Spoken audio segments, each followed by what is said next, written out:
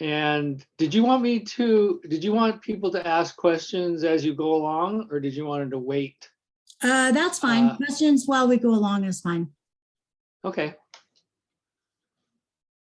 So you can go ahead and start your presentation. Okay, as Larry said, I've been doing wildlife surveys and mostly having to deal with spotted owls. This is going on my 32nd season this year. And I started off in 1990 and I got hired at the time I was going to College of the Siskiyous, and I heard that they needed people and I had no experience, didn't have a college degree. Now you need a 4-year degree to do this job. Yeah, I was going to school and doing this, working as a biological technician because we only worked 6 months. So it was a pretty good job and I really enjoyed working with the birds. So we did a lot of other things besides spotted owls, but I'm kind of going to concentrate just on spotted owls because I have the best pictures of those. And also I thought it'd be good to hear about how we survey and protect them in the Forest Service, what our protocol is for the protection of the owl. Yeah, we did some passerine banding. We did bat mist netting. We do goshawk surveys because we have to protect their nest also in their territories. So we do a variety of things, but I think the main focus for us has always been the owls. So yeah, that's just another picture. So I wanted to give you a brief history of the spotted owl controversy. And I have a little brief screen here showing a few of the things that really put that controversy going. In 1973, the Endangered Species Act was enacted. And after that, the spotted owl became a candidate. And the reason why is because there were Forest Service biologists that were studying them in Washington State and had noticed some decline in nesting, and they were also still cutting rather large trees then, in which we know that the spotted owls need. When at the end of all this, there was the owl was finally declared threatened by the U.S. Fish and Wildlife Service. And that's when the controversy really started up, because with that comes a lot of measures in taking timber that put a lot of the logging industry up in arms. And so I have, there was a lot of controversy and posters around with save the trees and things like that. Hey, Susan. Uh-huh. I'm questioning, because you have this set up as a presentation, but did you start the presentation or are you just going slide by slide? Oh, is there a different way to do it? We did it as a slideshow. Do you want to do it as a presentation? Oh, is maybe it better? I didn't do it as a slideshow. I did it first, but then I closed it, remember? Oh. So you're going to have to get back up to this menu. I don't know how to do that. Oh, there we go. Okay, then you have to go slideshow. Yeah. Yeah, I think that will give a better. Yeah, that's better. Oh, there we go. Okay. It'll fill the screen. Yeah. Screen. Okay. Okay. There you go. All right. So these are some of the things we all got subject to while this was going on. People actually got threatened if they worked in the woods with the owl, we're surveying. I got harassed in McLeod one time at the gas station in a Forest Service vehicle, filling the gas tank up from somebody that, I know what you guys are doing in the woods out there at night. Rah, rah, rah. Anyway, we even lost a pair of owls. We couldn't prove it, of course, but we know that they disappeared. And never were to be heard from again. And they were nesting, which when that happens, that doesn't happen unless there's been some interference. Here's another one of the little things that we used to see everywhere. Okay. Do you want me to play it? Yeah, let's see. We call it hooting when we go out to hoot. And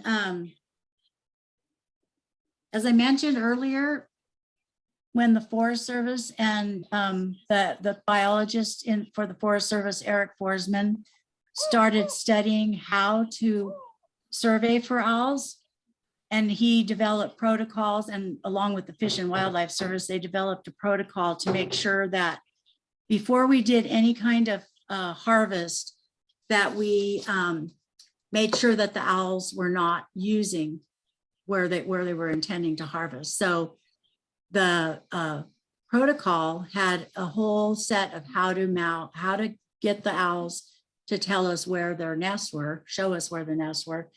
And by playing on their biology, we're able to actually track them to their nest if they're nesting. Now, if they're not nesting, there's a protocol for that too. And we have to be able to say definitively nesting confirmed, pair confirmed, resident single found. There's all these categories. And of course, the highest one that we want is the nest, so that we can protect territory around the nest, as well as some of their foraging habitat and dispersing habitat for the juveniles. Go ahead. Did you guys all hear it hoot? Do you want me to play it one more again time? so we can hear the hoot again, because I was kind of talking over it.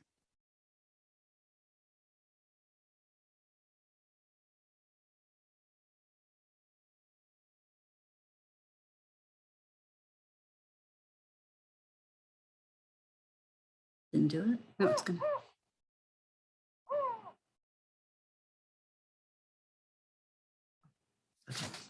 Anyway, so our plan basically starts with a project area, and this is the zoomed out view. You're not expected to be able to read it, but the innermost boundary is called the NEPA, and the arrow is pointing there now. It's the NEPA boundary, which is the National Environmental Protection Act. So any work that's going to take place is going to be within that boundary. No, any timber, any ground disturbance, timber remove, whatever. Okay, so after we get that boundary, then we have to also add on a 1.3 mile boundary around that boundary, because we don't want to find an owl somewhere on the NEPA boundary and have them and impact them that way. So then we actually put call points all in the whole area, both the NEPA boundary and the 1.3. Okay, go to the next one. And they do the 1.3 because that's their generally that's an average of the territory range they protect. Yeah, the territory that the owls will protect. Okay, so now I've got a zoomed in one, and this tells you, it shows you the two boundaries. Go ahead. It shows the two boundaries, the NEPA boundaries where the work's going to be done. This is the 1.3, and the little stars are call points, and the circle is an activity center for an owl, one pair of owls. So we have call points spread out among the project area, throughout the project area. And what we do is we get in our vehicles at night, and we drive to each call point, and we stop and we hoot for 10 minutes. Now, in the old days, we used to hoot with our voices, but nowadays we use the new protocol came out in like 2008. And because of the barred owl, we were thinking we weren't getting owls using our voices. We needed more of the other sounds that owls make besides just the 4-note hoot. So they thought that maybe doing recordings would be more effective on actually pulling them out and and separating them out from getting, you know, the barred owl's interference. So is that red circle around an actual nest site then? Yes, well, it can be. It can either be a nest site or it can be the center of the activity. Like for instance, sometimes we've got a resident single and we'll also give them an activity center like that. Or it could be a pair that hasn't reproduced or we haven't found their nest. It also could have an activity center. There's a whole set of, we can't just randomly put a circle somewhere. We have to have our data by hooting at night and trying to get the owl in the daytime to take us to a nest. We just can't randomly do it. We have to fulfill all the protocols for ascertaining whether the bird's resident, a pair, you know, or, you know, single that's just floating. Because sometimes they'll, you know, when they're dispersing, you might get a young bird that's left the previous year and they haven't found a place yet. And they're just kind of, we call them floaters because they haven't really sat down and found a stand to be in yet. So generally, if you get in one season, if you get a single in the same spot or the same general area 3 times, they get an activity center. Or if you get a single who mouse, then you get an activity center. Or if you find a pair. And pair is the highest, of course. We want the pair. So where did you want to go? Yeah. So after we do the hooting, okay, say we're hooting at night and we do get a male owl or a female owl to respond. And you can tell the difference by their hoots. The females have a higher pitch, just like great horned owls have a higher pitch than the males do. And so we get a response. We triangulate on our map where we heard it. And the next day, either early in the morning when it's just getting light or early the next evening, we'll go out with live mice. Oh, and I might give a little thing here if anybody has a queasy stomach about seeing owls eat or take live mice. You might not want to watch some of this later, a bit coming up soon. Anyway, it's not gory. It doesn't show a lot of detail. It's because we don't have good cameras in the field. Don't we play this? Yeah, go ahead. And it's just kind of random what we're doing here. We're finding an owl on a follow-up. Often they're pretty tame. They'll come right to the tree down from, you know, pretty low and sit there and watch you. They don't have as much fear. And particularly during breeding season, if they're nesting and they have either babies or there's a female sitting on eggs, they're very keen to know what's going on and you hear them. They want to protect their territory with the hoot. The hoot is a form of territorial behavior, and it lets other owls know that this territory is taken. So we're imitating a male owl when we go hoot, so it causes them to answer us as, you know, hey, this territory is taken, get away. So we're just playing on that, and we use that as our tool to get them. And so we found one, and then our next step is to offer prey. We just did this one, right? Yeah. We'll offer mice.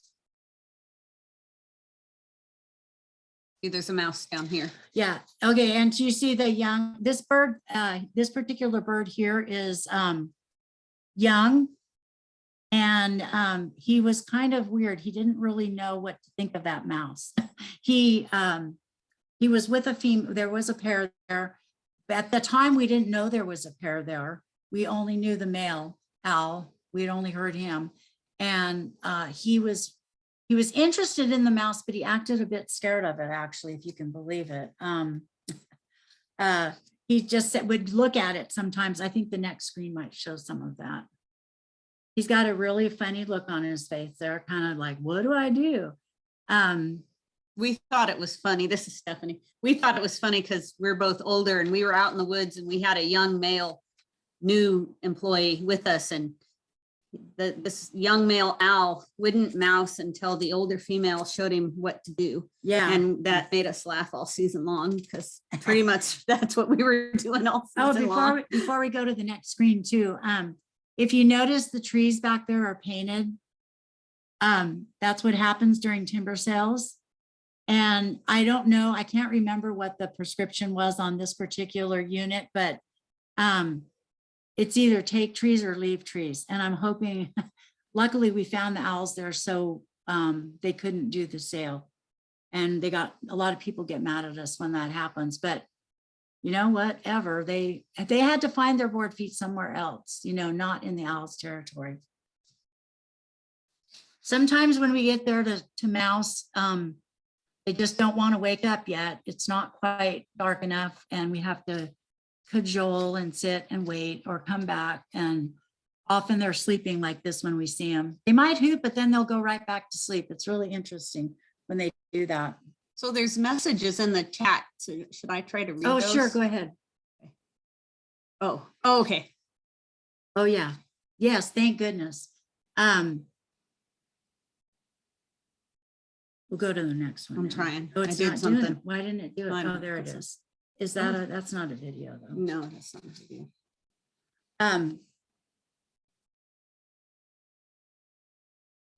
Okay, so if the next video or the next screen shows, a lot of times we'll see them pretty high in the tree.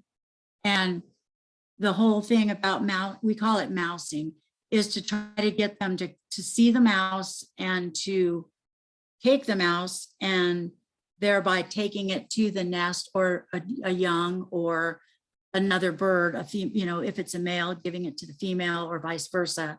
Sometimes the male gives it to the female first to take to the nest, and sometimes they'll just go and do it themselves. But in this case, this one wasn't quite as high as they sometimes are. So if you don't want to see an owl take a mouse, you might want to close your eyes.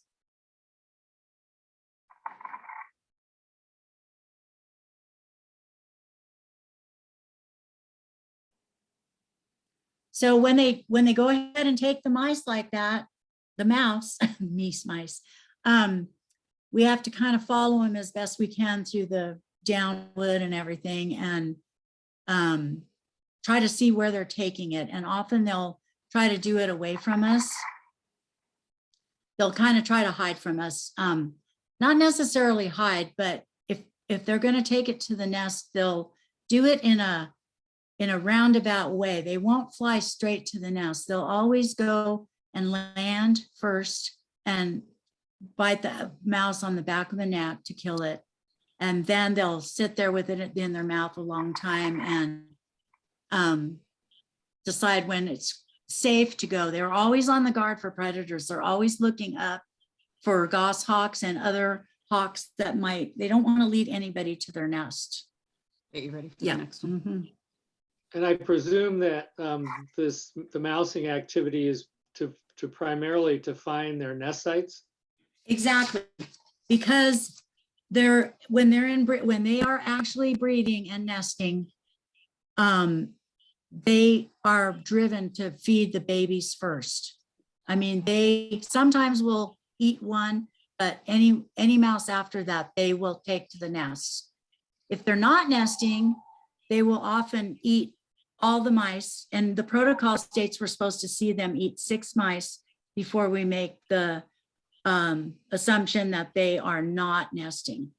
They sometimes will cache them though in a dead snag or on the branch of a tree up near the trunk, you know, sort of to just cache it for later.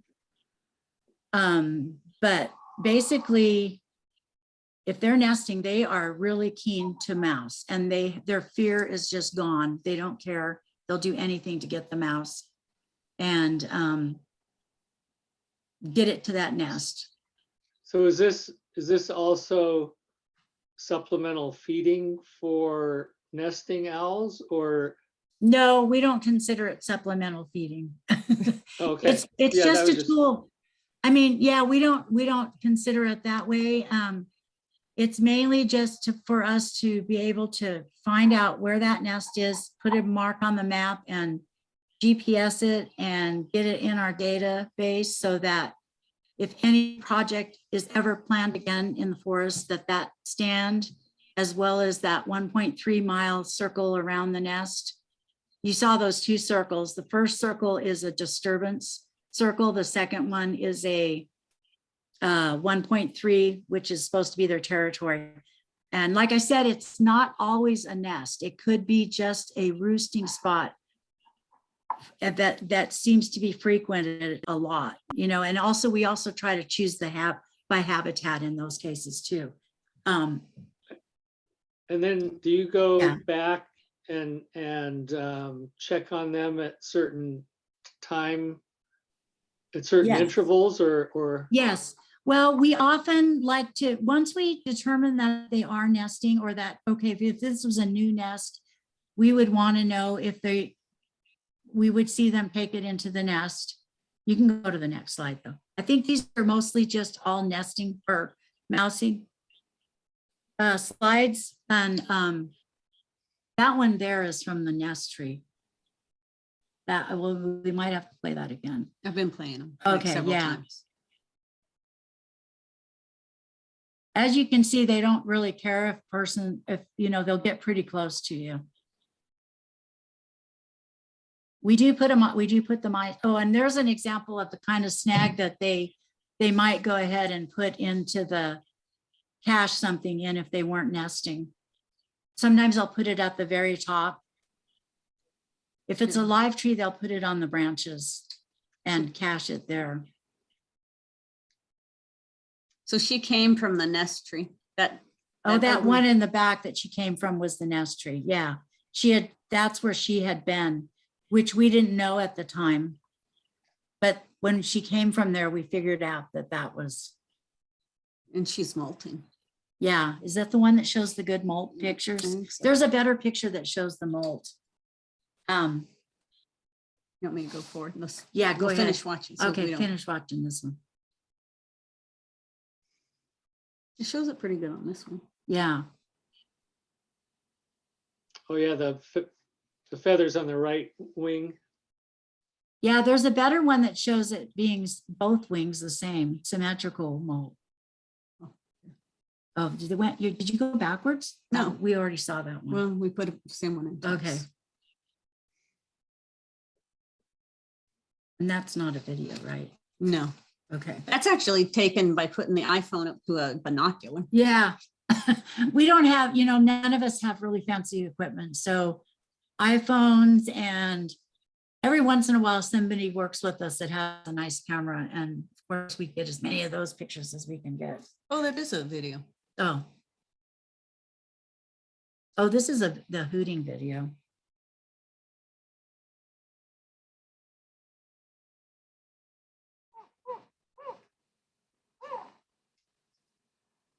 Could you guys hear that?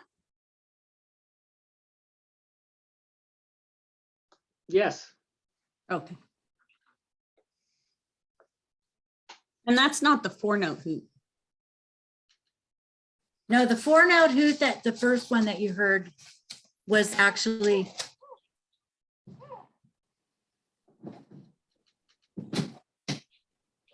Okay. Okay. Now, can you see the nest tree there? The snag?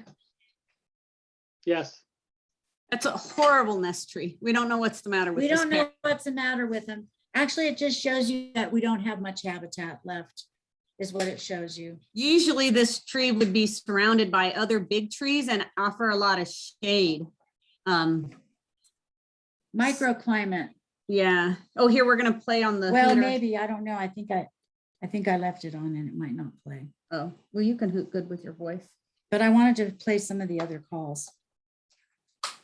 Oh, well, you'll have to do them by voice. You do Okay. better than the machine anyway. Well, just go ahead and we'll just keep going on this one here. We'll just keep going on Oh, this might show the molt. this might be the one that shows the symmetric. No, that's the same one. That's the same Oh, video you did just, we just? yeah, that's the same one. Well, that was a nest tree from, okay, let's see.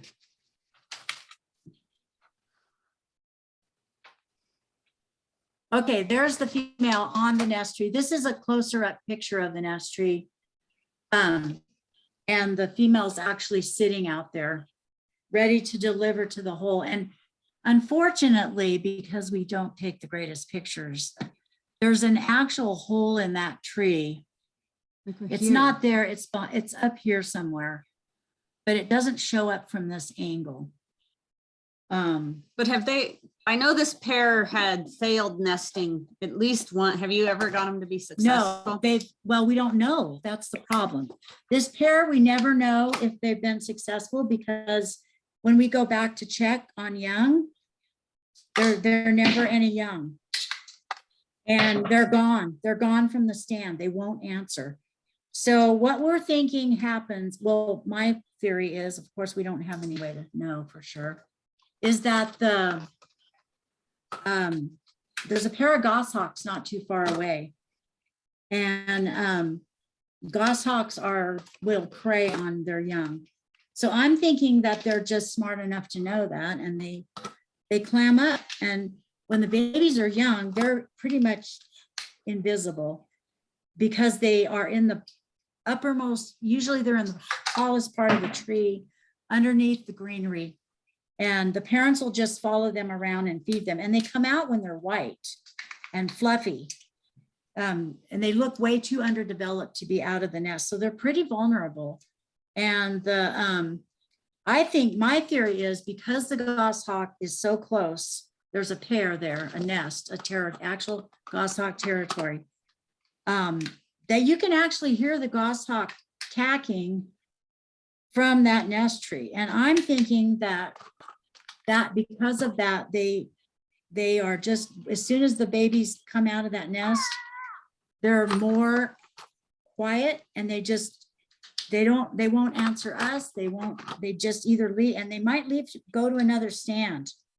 There is another activity center that's unoccupied that used to be the original stand for that area, or activity center for that area. And I'm thinking they might take them there. We just don't know. We just never, it's been 3 years now, or 4 years. It's been 4 or 5. 4 or 5 years. And we have not been able to find the babies. And they've nested every year, which is also another thing that's really rare. They usually don't nest every year. Owls have very low fecundity. They only nest like once every 3 years. And so by them nesting every year, we're wondering, is it failing, or are they just really successful and they're getting those babies out of there? Or we just don't know. It's an unanswered question at this time. Okay, we're gonna play some sounds for you. Maybe. I'm Sure. trying to get my cacker we call it a cacker. Here, show them.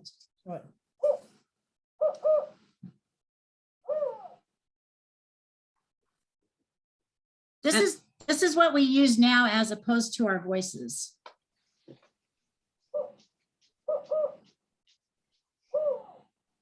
And so you can tell the species of owl by their hoot, right? By how many syllables it is.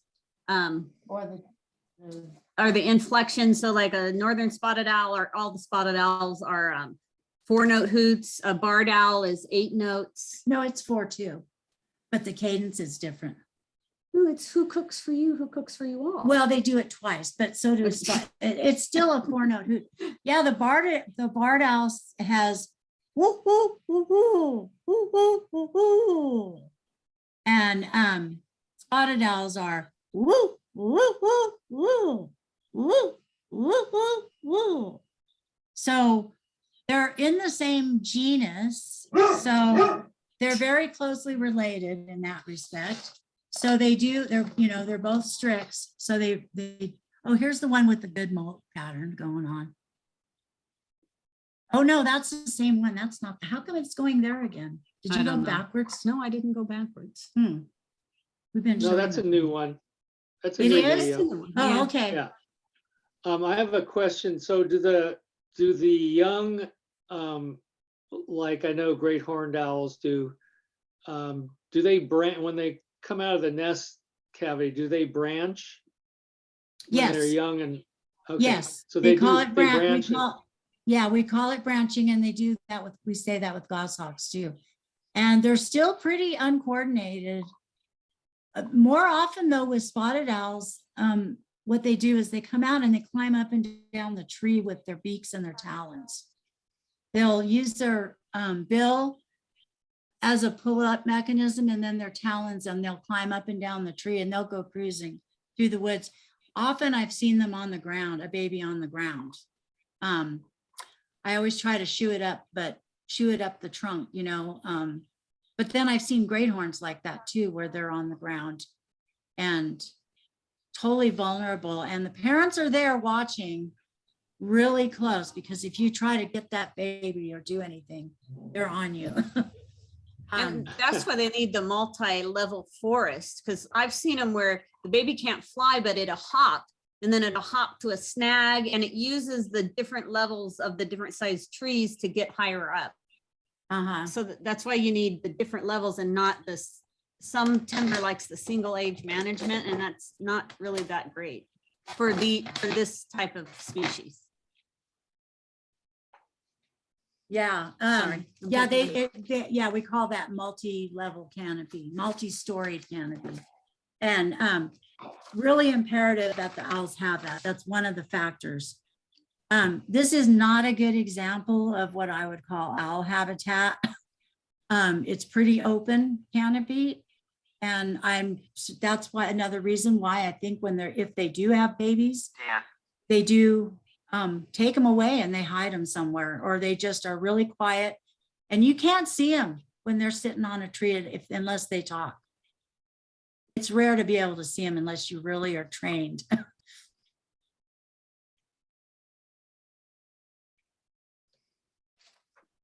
Anyway, we have quite a few of the mousing pictures. Yeah, we're probably boring. But that's that snag that they have been known to cache their prey in. Sometimes if they're not going to, this pair though, they never really cache too often. They mainly take them to that tree and go in the hole with the mouse. And how many young, what's the average number of young they have? 2 to 3, nesting? 2 to 3.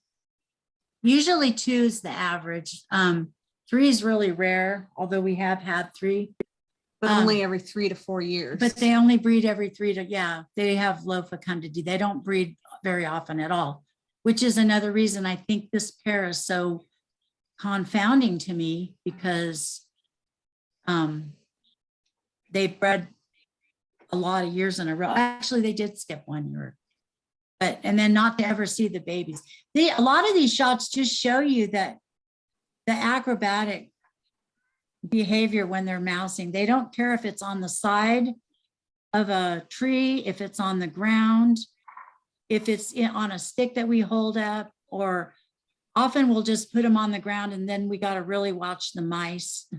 In the old days, when they first invented the protocol or came up with the protocol, they used to put one of those alligator clips that they use for electronics, or used to use for electronics, and hook them to hook that on the back of the mouse's scruff of their neck, and then pin them or hold them with a little piece of rope or something, so that they wouldn't get away, because there's so many places for the mouse to hide. And they're the mice are kind of expensive. We have to buy them. And the bosses are always like, how much do you spend on mice this year? And we don't like to get them from other people, because you never know if they have rodenticide, and that's a big problem for all the raptors. Yeah. Right.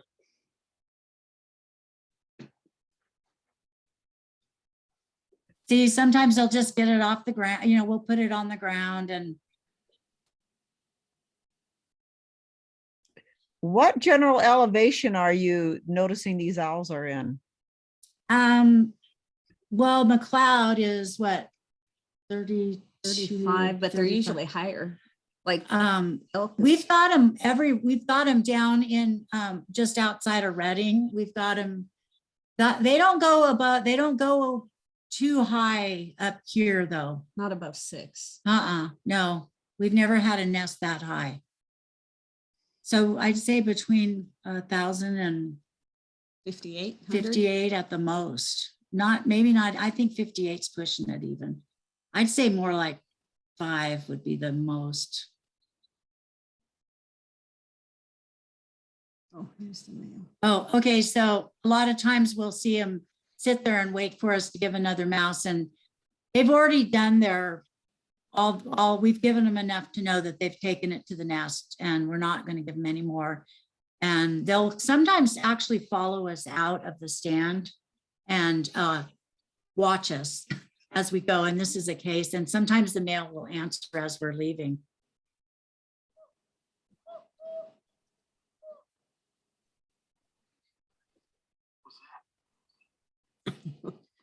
It's really cute to have them follow you out. It's almost like they're tame, but we know they're not, because they'll ignore you in a heartbeat too if they don't. Like when we're looking for the babies, they never show up again. We don't see them. We don't know where they are. So once you establish the nesting area, how many times do you go back with the mice? Or do you not go back with the mice ever again? Well, we might go back. Usually we would go back to check if there's young one other time. With is all. mice? Yes, with mice, because often if they come out, we don't know where the babies are. And we don't know if there are babies even. So by mousing them, then we can often see them take it to a juvenile on a branch, or it could be 5 or 6 trees away. I mean, it could be a distance away from the nest, sometimes by the time we see them. And I've just got some pictures here of him or her hanging on to get ready to take it to the tree. When they look up like that, they're getting ready to fly. So you got to be ready to run after them. I think that's the female because she's big. Oh, yeah. Oh, there's the pair. Oh, this is the pair. This is one of my favorite pictures, I think. Very rarely do you get to see them together like that. And the female is closest to the trunk and she's bigger, and the male is off to the end. He's kind of a big male. Yeah, the males are usually smaller, just as all other raptors. And then do you go back and check on them for the following year? Yes, every year. Well, we try to hit most of the activity centers every year, but our priority is always the new areas that they're working. Oh, this is my favorite one right here. That's a great shot. Oh, isn't it? Did you take it or did Casey take it? My son took it. Yeah. He just happened to be in the woods at that place at that night. But again, the female's near the trunk and the male is away. And Casey's got a good camera too. Well, it's mom. Yeah, it's mom's camera, but Casey gets to use it. But sometimes we're out there till dark because they won't mouse. This is another area though. And we waited for them to mouse until dark, and they wouldn't do it until dark. Oh, this is that same one. That The goofy same, male. the goofy male that did not know what to do with the mouse. There he is. Looks like the mouse knew what to do. Yeah. Yeah. I love that picture. He's going. But that's the female, and she got tired of messing with him. She got tired of waiting on dinner, so she flew over our heads and surprised us because we didn't even know she was there. She scared. I was right next to the trunk, and she scared me. She really startled me. I'm You like, can't hear them, as we all know. Owl feathers are soundless, and you do not hear them unless you happen to hear a tree branch when they jump off. But normally you don't even hear that. It's just silent, and you'll hear the whoosh of them, and that's all you feel is that whoosh. But he- This is he a fig- photo. This is a he fig- photo from a phone, from an iPhone. no, this No. is my better camera. Oh, I was gonna say. But it's not it doesn't have a really big lens. It's just This just shows you how close we can get. Their lens, Shure lens is not a big. yeah, it's not a big, telephoto. it's not, I don't have an expensive, it was I don't know. I don't even know what So- it is. 50 to Yeah, 100. I'm or- standing right next to that snag. That's a great shot. Oh, and this is that. This is that same nest tree. Oh, you can see the hole here better, right there. But again, this is this nest tree should be in shade 100% of the time. So we can't figure out why they're here. And if they would just move one section over, there's a 90 dBH cedar tree with a great cavity. We don't understand why they keep coming back here, especially since we're not sure if they've been productive. Yeah, How many years have they been coming back to the same one? about 5. They just are brand new pair. They showed up. Okay, this is another example of a nest tree. You see how it's got the multis, I call them multi trunks. There's a name for that and I always forget it, but It's a leader. They have A leader, separate yeah. leaders. and that's from a distance. So really when you see it from a distance, you can't really see. I have better close-ups of it. Oh, Let's back to that one. Why did we? put Why that does one it again? do that? I don't. Oh, this one has a. Can you guys see the Oh, baby? This is the close-up of that second nest tree I showed, we just looked at. The baby's. Can you here, see the right? fluff ball Yes. peeking out? Yeah, you can see his white head. Can you see that fluff ball? Mm. And they're hard That's to a cute see. one. Yeah, I think that's adorable right there. That's why we cheated and brought my son, is because he's colorblind and he can see them. And once we learned that, we would sneak him in the woods.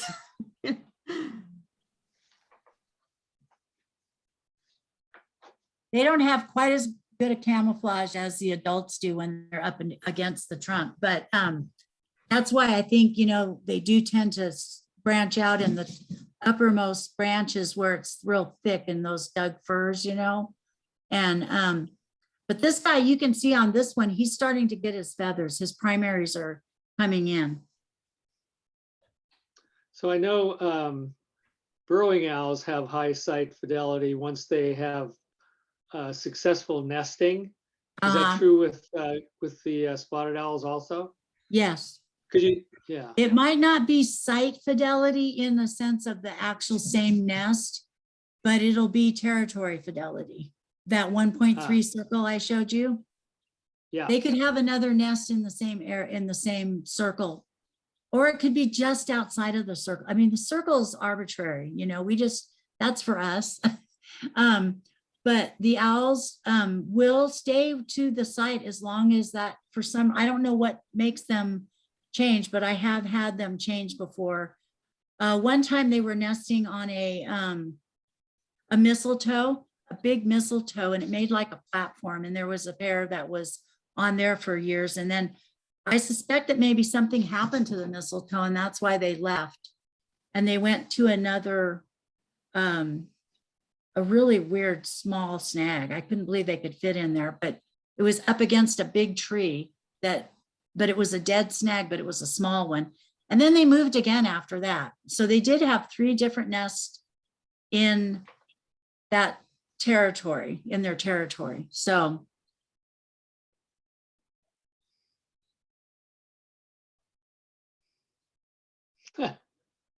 I like that. They do. They're very curious. They don't try to leave though.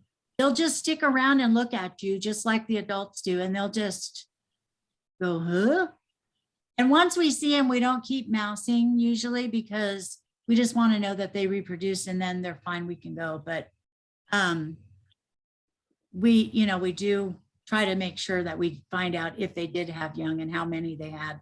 We don't always know if we see all the young even. I mean, sometimes there'll be, remember that first day a biologist went out there and they saw one and we went out the same day and found the other one. So you just have to spend some time looking up high in the tree, in all the trees around. Or take your colorblind son. Yeah. This is a horrible video, but what's cool about it is the female's feeding a baby. This is a different site than the others. And again, it's in an iPhone through a binoculars, so it's hard to make it steady. Oh, I don't think that one's through a binoculars though. Yeah, it is. Is it? Mm. Okay. And we always argue. It's Because this is an old one and I don't think we were learning to do no, that it's yet. the dark down Well, I there. guess. I thought it was just See? their finger or something. But I like that right there. It shows the baby's bill, how big it is for its size. And then the female, they're both looking up at the same. And we kept looking for another juvenile, and that pair only had one that year that we could find. And that she actually took the mouse. That's how we found it.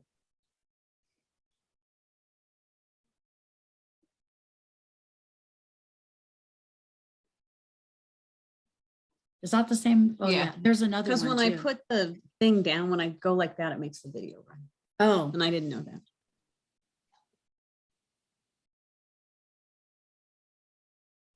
as you see, she's giving it to the baby. And they'll always do that unless they do take the head. Sometimes they'll take the head off first and then give the rest to the baby. But I think we showed that one already. yeah, are you going backwards or? No, I'm not going Oh. backwards. It seems like it's doing some videos that we didn't put, or some slides that we didn't put in there. It really shows. Yeah, that one's really a good shot of the primaries coming in. There's that one, that same peekaboo baby in that cavity, and you can see how big that cavity is. There's two of them. There was two of them we found as they peeked out and were watching us.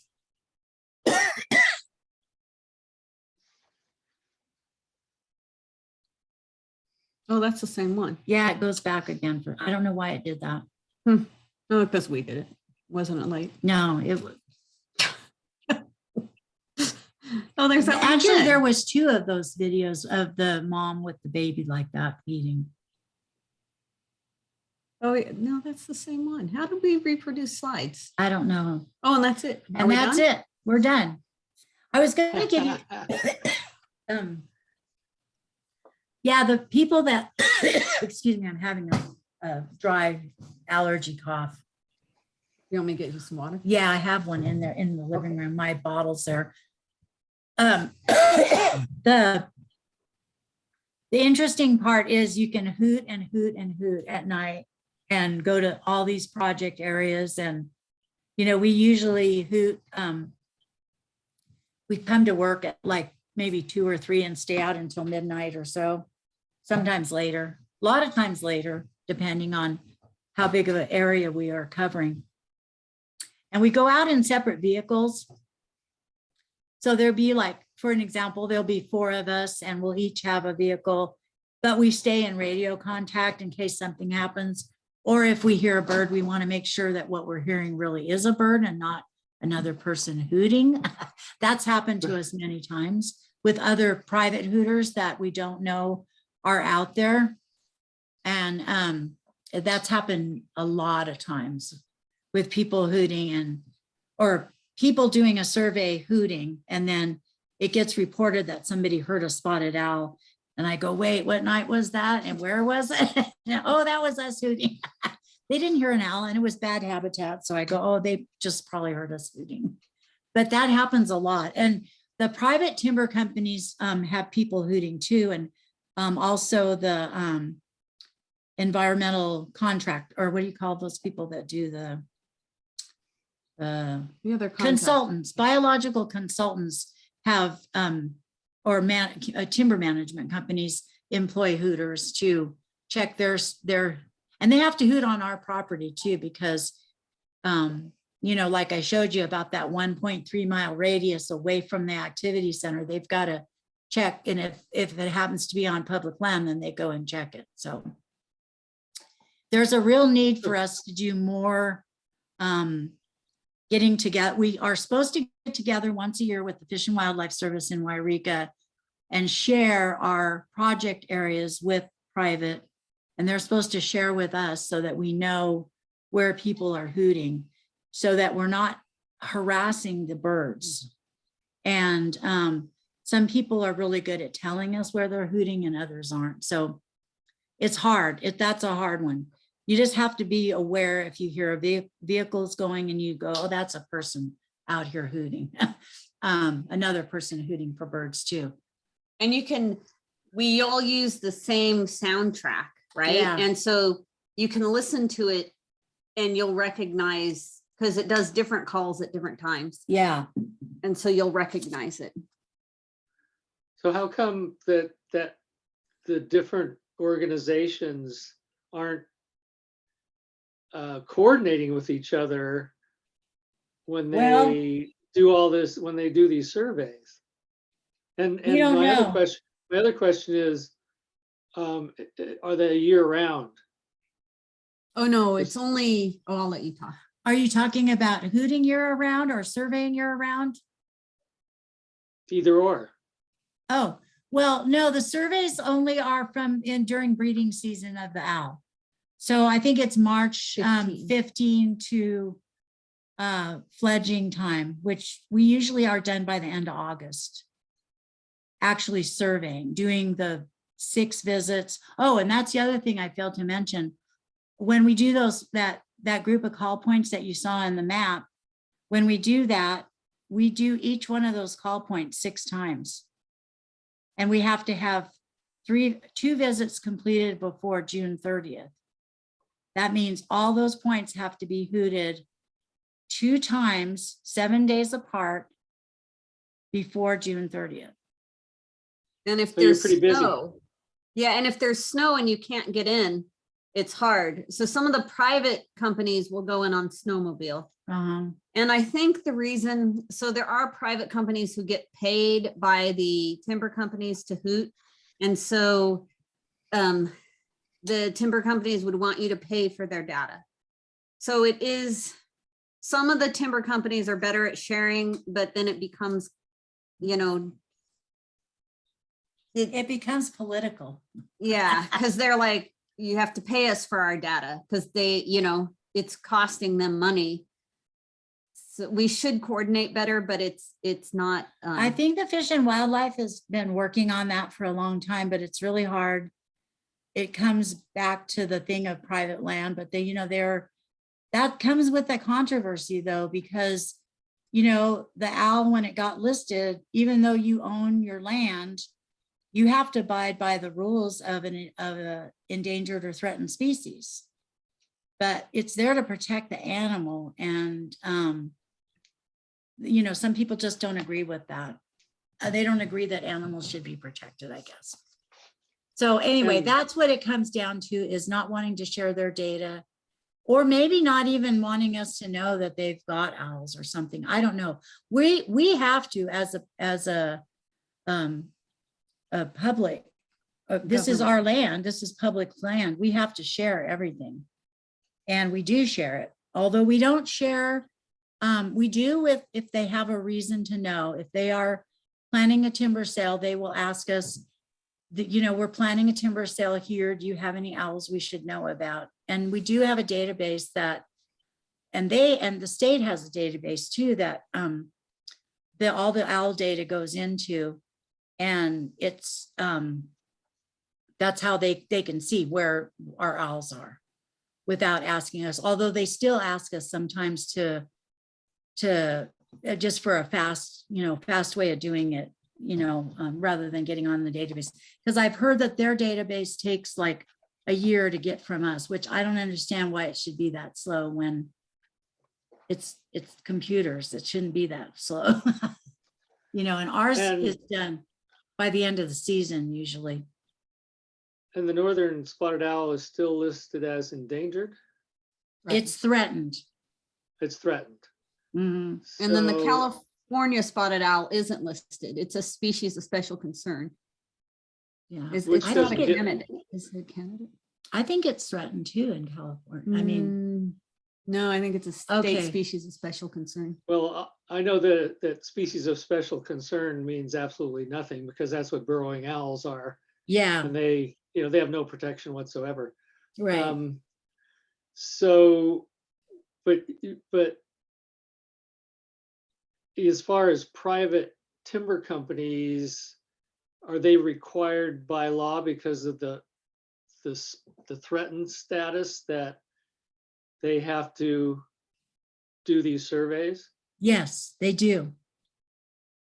But they're Yeah. not required to share their information with the US Forest Service or, When they write their timber harvest plan.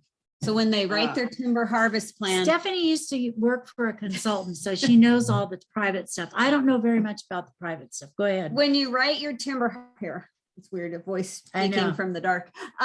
When you write a timber harvest plan, you have to put in your hooting data into the timber harvest plan. So the Forest Service could go mine that data, but you would have to look at every timber harvest plan in the, in your area. It would be really slow and tedious.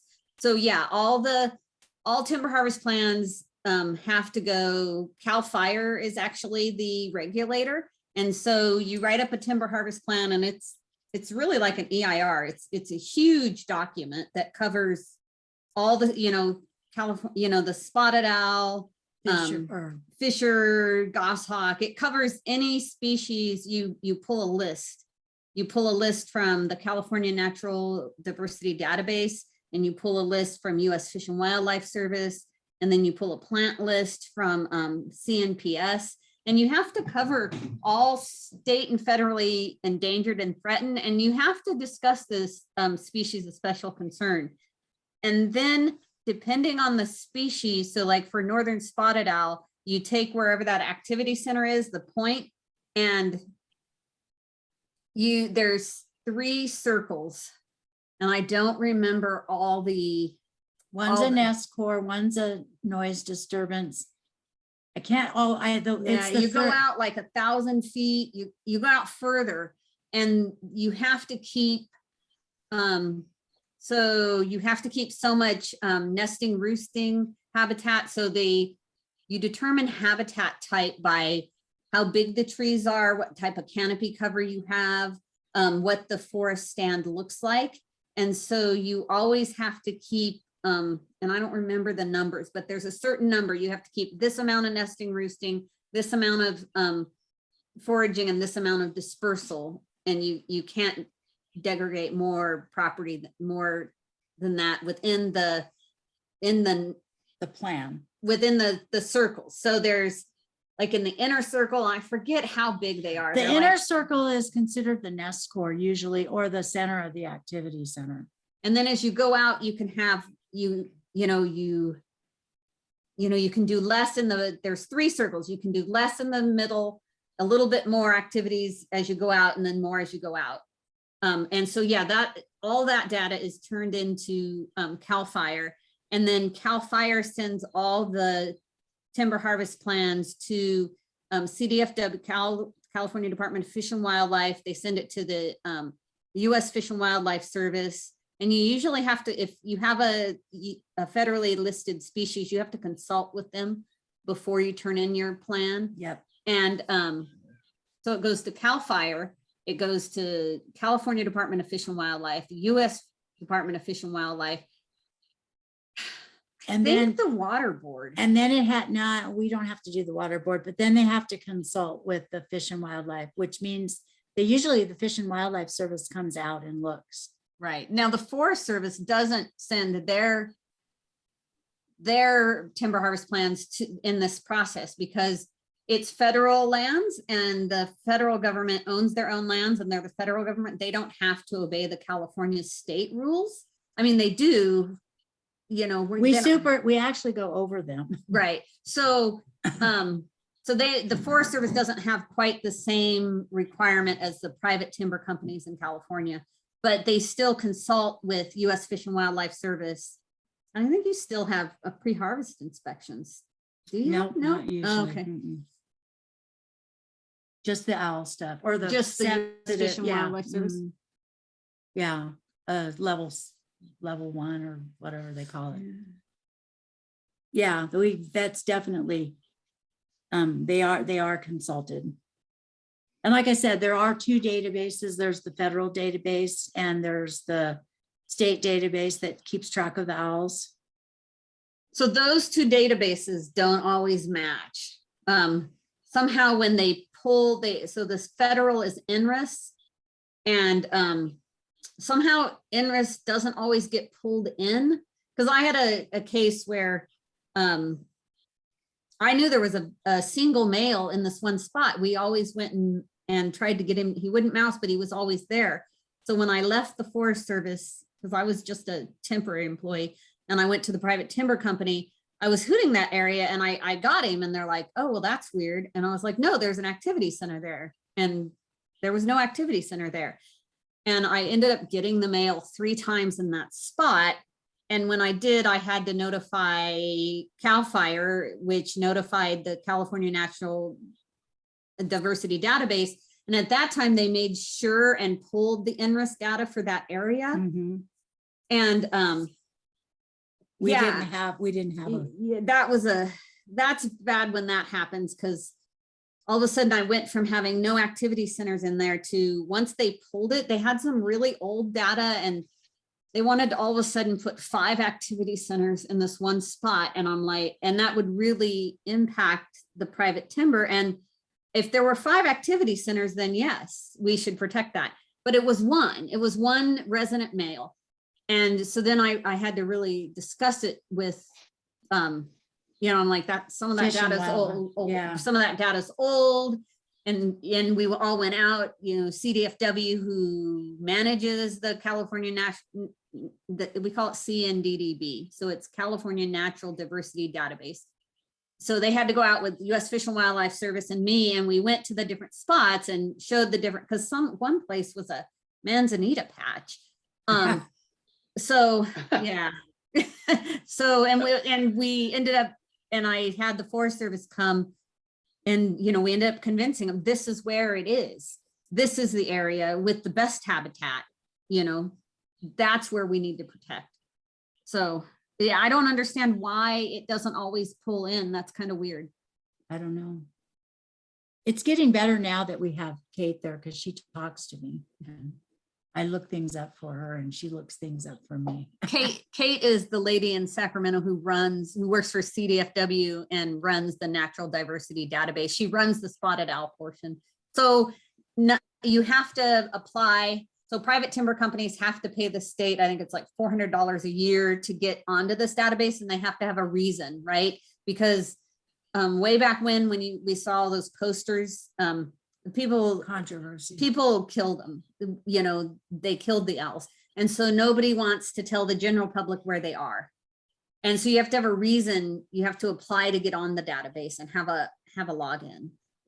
And so now I work for Caltrans, and we don't usually get too much into, every once in a while we rarely remove any habitats. So we don't have to hoot that often, but I do search for every project, and I think state agencies, I think we're free.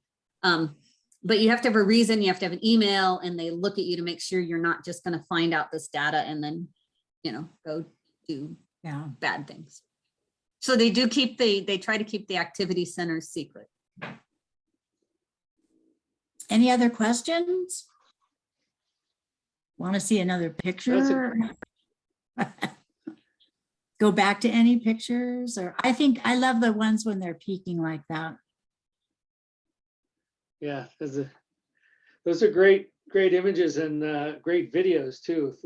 It's nice to see the owls flying.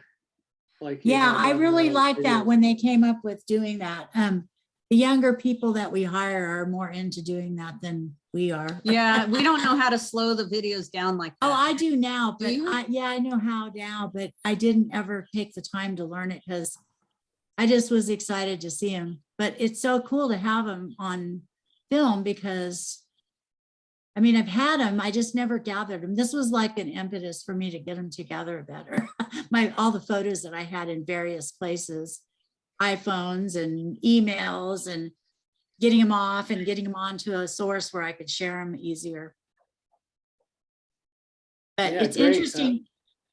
I like to see them take them off different surfaces, like on the trunk. They don't care where it is. In fact, I went out with a biologist who was trying to get DNA samples from our owls in McLeod to see if they were, how close they were related to California spotted owls. And so they came and asked me to take them somewhere, and I took them to a pair that I knew were going to be easy to mouse because we had already determined that they were nesting. And he stood behind the trunk of a tree, put the mouse on the opposite side of the trunk. And when the owl flew in with its legs stretched out to get the mouse, he grabbed the legs, and that's how he captured it rather than using a slip noose, which is how they usually capture them if they're going to band them. And it was really cool. He took a blood sample rather than pull a feather, which is what they usually do. I hate the thought of them pulling their feathers. That's, you know, to get the DNA. So Great. Yeah. Great presentation, Susan. Oh, great. Thank you. I was very there- nervous because I've never done one of these. So I made Stephanie help me. Actually, we didn't spend that much time together. I did the part that took me the longest was gathering all my photos and getting them in usable form. Yeah, these videos are from one of the young technicians, and he put them on Google Drive, and Google didn't play nice with a PowerPoint. Yeah. But yeah, he's the one that plays, and that's just an iPhone. I'm pretty impressed, actually. That, you know, it just shows you how close we can get. That's the one that shows the good mold, isn't it? Or is it the other one? There's another one that shows both sides. Anyway, thank you so much for having me. Thank Does you. anybody else Thank have any you. questions? Oh, are there any more questions?